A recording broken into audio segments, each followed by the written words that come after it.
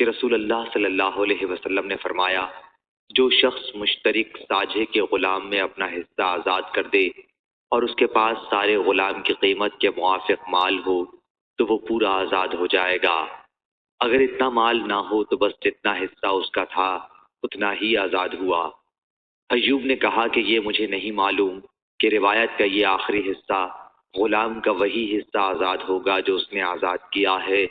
یہ نافع کا اپنا قول ہے، یہ نبی کریم صلی اللہ علیہ وسلم کی حدیث میں داخل ہے۔ صحیح بخاری حدیث نمبر 2491۔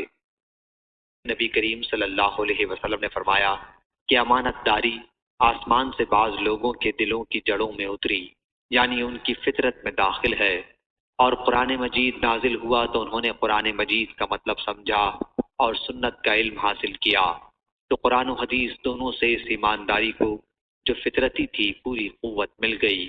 صحیح بخاری حدیث نمبر 7276۔